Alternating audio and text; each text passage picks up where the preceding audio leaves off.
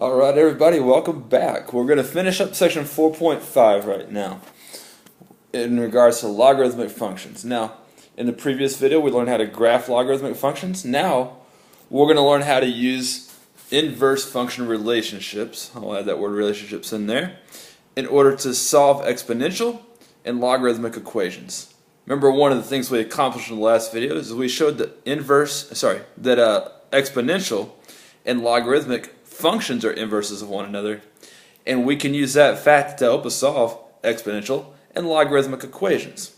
Alright, now I want to talk to you right now about a couple of special types of logarithms, one that we've already mentioned and another that we've yet to mention but pretty simple to use. There are two types of logarithms that are called common logarithms and natural logarithms that are pretty special. Alright, and the reason they're special is because of the particular bases that they use. A common logarithm, you already know, is a base 10 logarithm. Although you don't actually write the base for a common logarithm, generally speaking. You can, but you don't have to. So something like the log of 10,000 would be an example of a common logarithm. Okay? Now, a common logarithm then would be the inverse of a base 10 exponential function. If I tell you that the log of 1,000 is equal to 4, that means that 10 to the 4th is equal to 10,000, right? Okay. Or another way of saying this is that if I tell you that y is equal to the common log of x, that's the inverse of the function y equals 10 to the x power. Okay. Now the other type of logarithm that's very special, the natural logarithms, is special because its base is that number e that we've talked about. Okay? A natural logarithm is a base e logarithm. Okay? Just like a common logarithm was a base 10. I should write that in there as well. Alright, now whenever we're using a natural logarithm or a base e logarithm, we don't write log like we normally do. What we do instead is we write ln, natural log. It's kind of backwards. You could say logarithm natural if you like.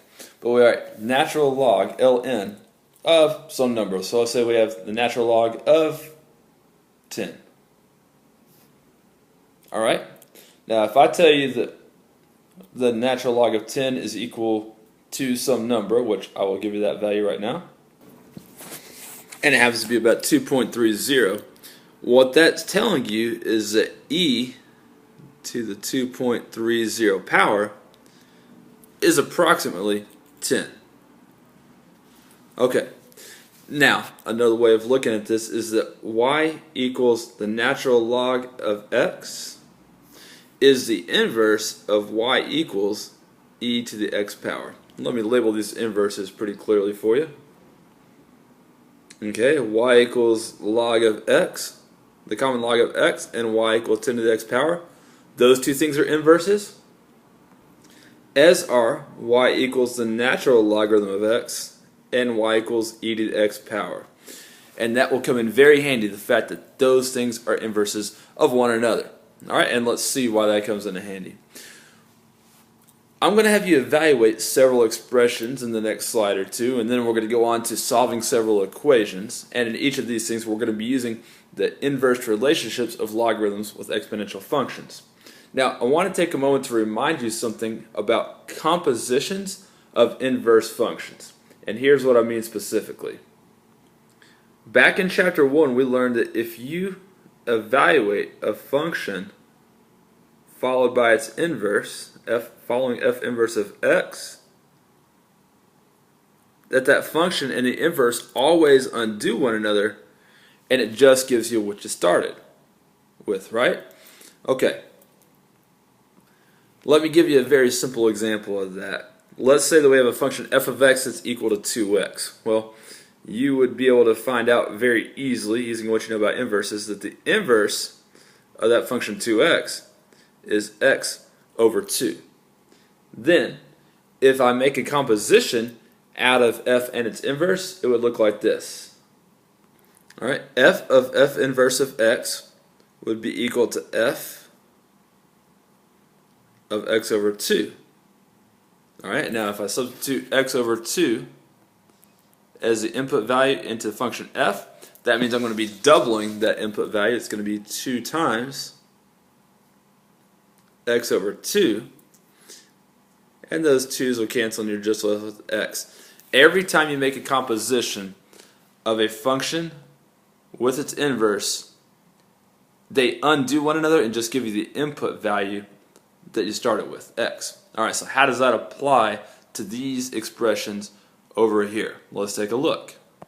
Remember on the previous slide we just said that if you have the equation y equals 10 to the x, that the inverse of that equation would be the common log of x. Alright?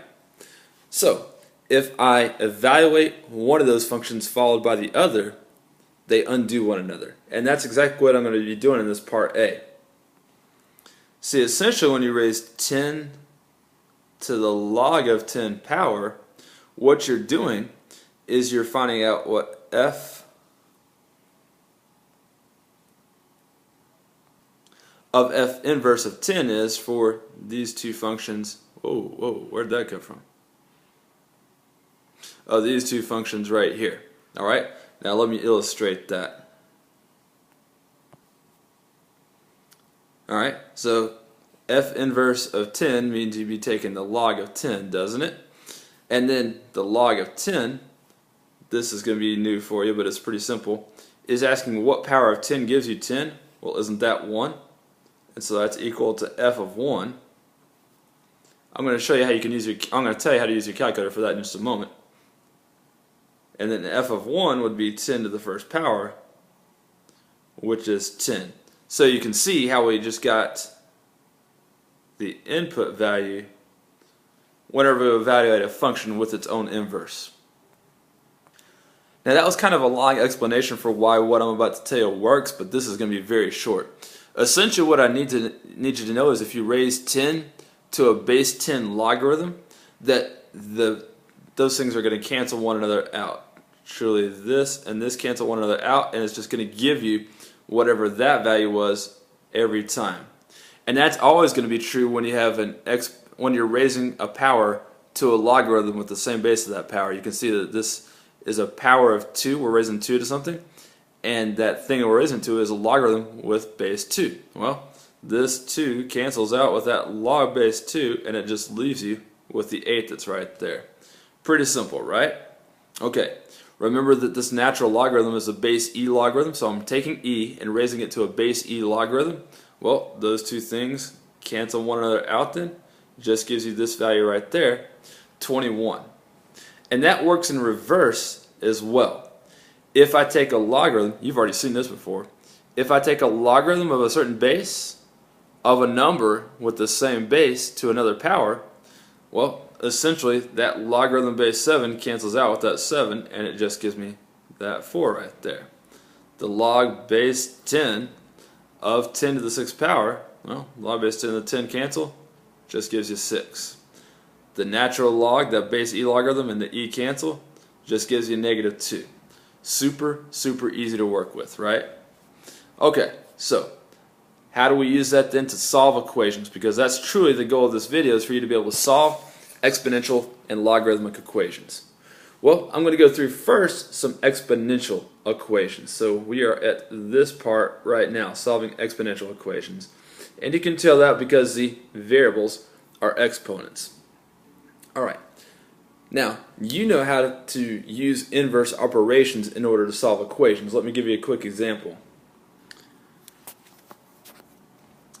If I tell you that a number plus 17 equals 30 and you're trying to get that number by itself, you know that you can get rid of that 17 being added to the number by subtracting 17, right? Because subtraction is the inverse of addition. And so you're applying the inverse of addition to both sides of the equation, and it ends up getting the variable by itself. We're going to use that same idea with logarithms and exponential equations. Alright, if ever you have an exponential equation that you can't solve using methods we've already learned in this chapter, then what you're going to begin to do right now is you're going to begin to take a logarithm of both sides of the equation. And the logarithm is going to have the same base. Whoa, that's not what I meant to do. It's going to have the same base as the base of your exponential function right there. So we're going to take a common log of 10, the common logarithm of both sides. That will make this equation look this way. They give us the common logarithm of 10 to the x power is equal to the log of 1,000. Alright, and then what we just got done saying is going to happen. The base 10 logarithm will cancel out that 10 and it will just leave you with the x.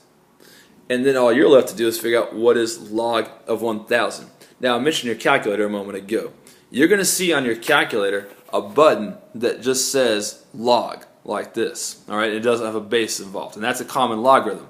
And so all you have to do is hit log, type in log of 1,000 on your calculator, and it will tell you what that logarithm is equal to. This only works for base 10 logarithms, at least on all your calculators, and base e logarithms in a moment. That's going to tell you that x is equal to 3. Alright, now you could have figured that out using methods we've already learned, because you might have recognized that 1,000 is 10 to the third power, and if you rewrote this as 10 to the x equals 10 to the third, you could have solved that equation. But here's an equation we've not been able to solve before. 75 cannot be written as a power of 10, and they cannot both be written as powers of the same number. And so we can't use the strategies we've learned before to solve that equation. But that's okay, because what we can do is just take the logarithm of both sides of the equation. Alright, we can make this the log of 10 to the x power equals the log of 75. And then the log at base 10 of 10, those cancel, and it just leaves you with x. And then you type in the log of 75 in your calculator, round it to 3 significant figures, and you've got your answer to that equation, which is about 1.88. Alright, a couple more exponential equations for you to solve. And these both involve the base e. Well, same idea. If we're trying to figure out what power of e gives us 20, we're not going to be able to write both sides of the equation as power of e, but we can use a logarithm of both sides. And since the base of this power is e, we're going to take a base e logarithm, or a natural logarithm of both sides. So that's going to look like this. We're going to take the natural log of e to the x power equals the natural log of 20. And then the natural log and the e cancel because they're inverses of one another, and it just leaves you with x. And then there is on your calculator, just like there's a common logarithm button, there's a natural log button. You can find the ln. It's on the left-hand side of your calculator. And you can just type in ln of 20, and that will give you this. About 3.00 to 3 significant figures. Now that is rounded. It wasn't exactly 3. Alright. One last exponential equation, and we'll see how you do the same kind of thing with logarithmic equations. I put a couple extra steps in this equation just to show you that it's really easy. Anytime you're trying to solve an exponential equation, get the exponential term by itself first. So let's subtract 3 from both sides. Make that 12 e to the x equals 2. Then let's get rid of that 12, divide both sides by 12, and that'll give us e to the x equals 1/6. And then we can take the natural log of both sides,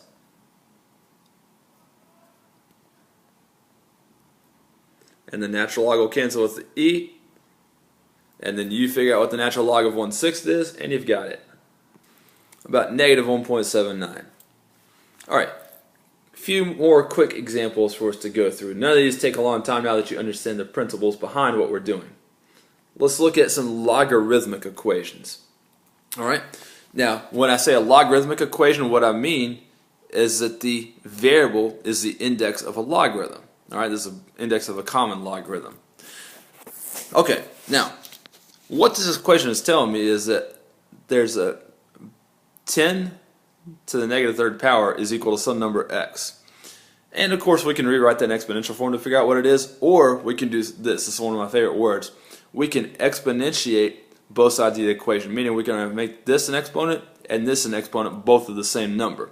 And that number will be 10 because the base of our logarithm is 10. Watch. See how I made both sides of that equation an exponent? That's called exponentiating. And the way it helped is this. It's going to get x by itself because that 10 and the base 10 logarithm cancel, and it just gives you x. And then all you have to do is figure out what 10 to the negative third power is. Happens to be as an exact value, 1 over 1,000. Alright, same idea here with part f. We're going to exponentiate. We're going to make both sides a power of 5 because that logarithm is a power of 5. So that'll look like this. We'll have 5 to the log base 5 of x power is equal to 5 to the 240th power. Whoa, hold up. Nope, that's correct. It's just a really large number is what's going to happen. Alright, well that 5 is going to cancel out with the log base 5 and it's going to equal x. And please don't bother trying to type in 5 to the 240th power on your calculator. It's going to overflow the calculator. Alright, that's going to be way too big. Let's just leave that answer as that. Alright, let's try to solve 2 more logarithmic equations. If you know what you're doing, pause the video, try it on your own. But they're very simple. The explanation won't take very long. Alright, with part G, our variable is part of a natural logarithm, a base e logarithm. So when we exponentiate both sides, we're going to make e the base of those two sides. We can make this e to the natural log of x equals e to the 0 power. And then the e and the natural log part cancel, and you're given x equals e to the 0 power, and anything to the 0 power is 1. So there's your answer. Alright, then finally for part h, the base of the logarithm is 36, so we can rewrite both sides, we can exponentiate both sides using 36 as the base of both sides of the equation. So 36 to the log base 36 of x power is going to equal 36 to the 1/2 power. Alright, then the 36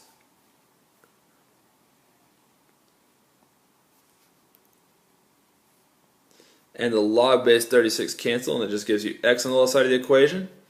36 to the 1/2 power is the same thing as the square root of 36. That's 6. There you go. That's how you solve logarithmic and exponential equations using inverse functions. Very easy, right? Alright, thanks for watching.